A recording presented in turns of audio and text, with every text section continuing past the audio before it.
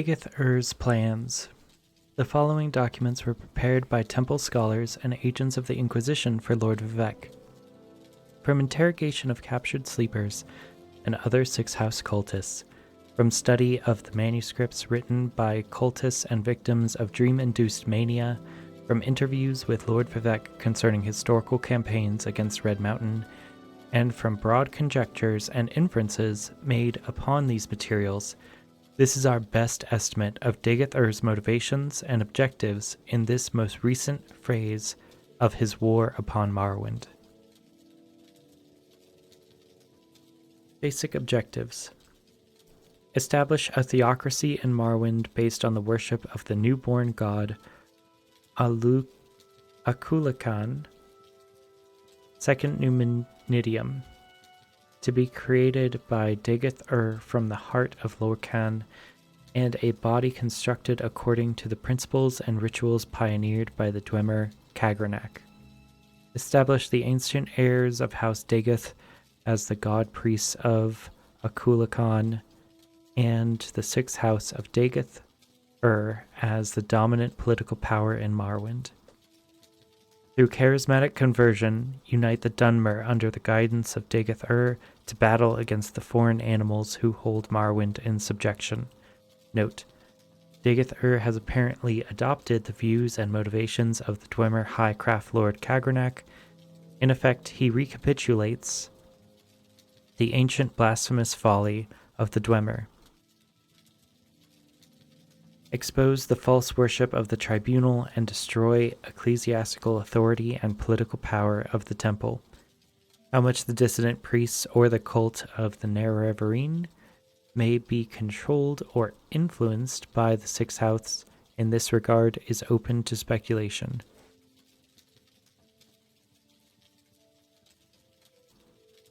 Extirpate all remaining individuals of inferior and mongrel races from Morrowind.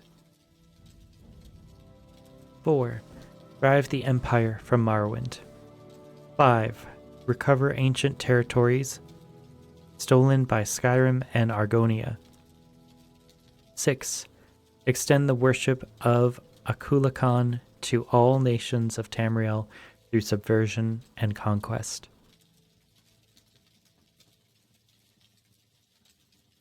Plans to establish and expand the Sixth House.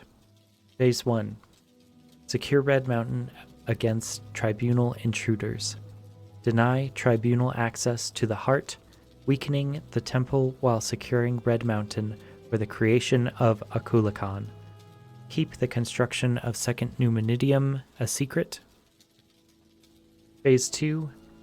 Create passive servants in ever-widening circles around Red Mountain by broadcasting compulsions couched in dream imagery to susceptible subjects in their sleep. Establish a major operational base at Kogurun for further operations in the Ash Wastes. Establish smaller bases near small port villages and in lower-class waterfront districts in Vivec. Infiltrate and subvert smuggling syndicates. Recruit willing followers from disaffected populations, including the underworld, the poor, and rabid anti-imperial activists. Phase 3.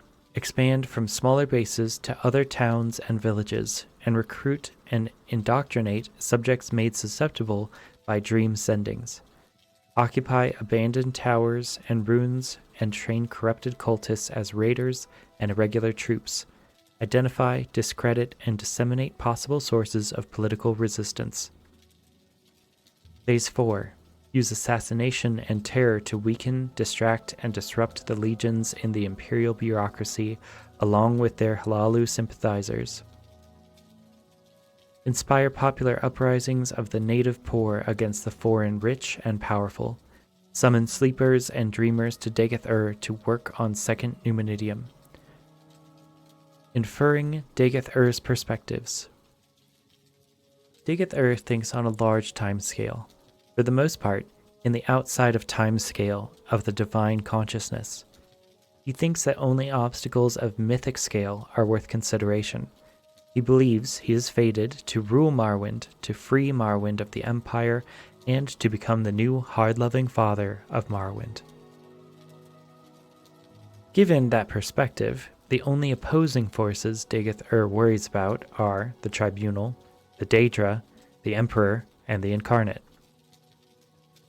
With the Tribunal's loss of Sunder and Keening, and with the diminishing resources of Vivec, Alamexia, and Sothasil, Dagoth believes he has permanently gained a decisive strategic advantage.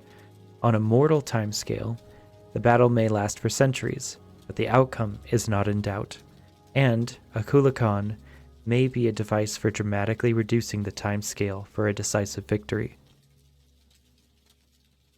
The myth of dynamic invincibility of the Emperor and the Empire has long been an unquantifiable and intimidating threat, but recent rumors of unrest in Cyrodiil, of the Emperor's failing health, and the unsettled question of the succession have diminished the scale of that threat.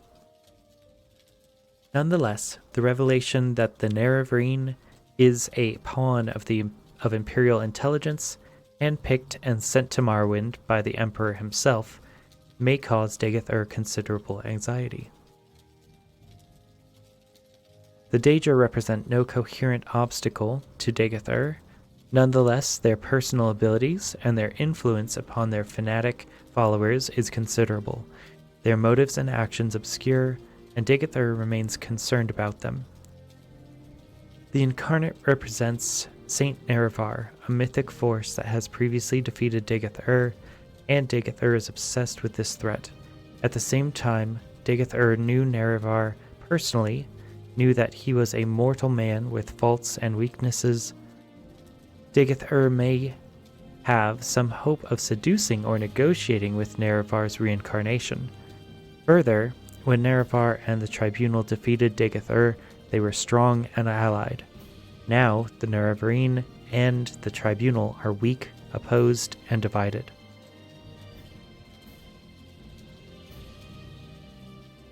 Therefore, though the Nerevarine and the Tribunal represent the most serious threat to Dagoth plans, he still has good reason to believe that this time he will prevail. A recent timescale of Dagoth activities. Much of the following timescale is based on inference from incomplete information.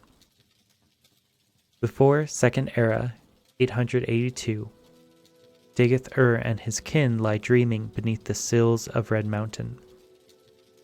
Second Era, 882, Dagoth and his ash vampires awake refreshed and emerge from Lower Red Mountain into the Heart Chamber. Dagoth ritually binds himself and his brethren as heart whites in a ritual of his own devising. First stages of construction of Second Numenidium, conceived during the Long Sleep, are begun by heart whites and Atronach's constructs in a chamber near the heart of Lorkhan. Keeping the Second Numenidium project a secret from the Tribunal is a high priority. Second Era, 882. The Tribunal arrive at Red Mountain for their annual ritual bathing in the Heart's power. Dagoth and Ash vampires ambush the Tribunal. The Tribunes are driven away and prevented from restoring themselves with Kagranak's tools at the heart of Lorkhan. Second Era, 882 to Third Era, 417. Intermittent Tribunal campaigns assault Red Mountain. The Tribunal and supporting forces seek to force access to the Heart Chamber, but are repeatedly driven back. Dagoth recruits sleepers and dreamers through dream sendings. Cultists are recruited through dream compulsion. Weaker cultists become corpus beasts. Stronger cultists advance through stages towards the power of the ascended sleepers. Third Era, 400. Kogrun, reoccupied by Dagoth Uthal and fortified as an advanced base for Sixth House operations, blight storms more frequent and widespread, soul sickness spreads in regions close to Red Mountain. Third Era, 410. 6 house bases founded near Gnar Mach and in waterfront areas of Vivec. 6 house operatives exploit smuggler organizations and communications to spread their influence among victims, unbalanced by Dagoth Ur's dream sendings. 3rd Era 415. Small cells of 6 house cultists in every town in Vardenfell. Larger 6 house operations are concealed in remote dungeons where creatures are bred and cultists are trained for the coming struggle. 3rd Era 417. Amalexia and Sothasil lose the artifacts Keening and Sunder to Dagoth Ordos and Vemin. Vivec rescues Amalexia and Sothasil, but failing to recover Keening and Sunder, the tribunal retreat from Red Mountain in disorder. Surviving Buoyant Armature companions know that the tribunal was forced to retreat, but do not know how serious a reversal the tribunal has suffered.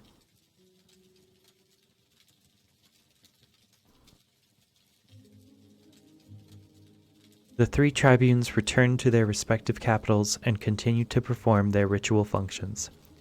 The tribunes continue to grow weaker without access to the heart, and because of resources required to support the ghost fence. The inner circle of the temple priesthood has begun to suspect the tribunes have suffered seriously from wounds and demoralization in the wake of reverses at Red Mountain, but do not recognize the scale of the problem. 3rd Era 426 and 427. Campaign of 6 house assassinations of prominent Imperial citizens and Halalu Imperial sympathizers. Sudden increase in number and seriousness of attacks by cultists and victims deranged by soul sickness. Noted with concern. Dagoth Ur can apparently perceive and communicate directly through his cultists. Sleepers and dreamers are often reported speaking as though with Dagoth Ur's voice and intention. Little is known about the features, scale, or stage of completion of Akulakan Second Numenidium. No one has gained entrance to the Heart Chamber since 2nd Era 282. In 3rd Era 417, Keening and Sunder were captured and may substantially aid in Akulakan's construction.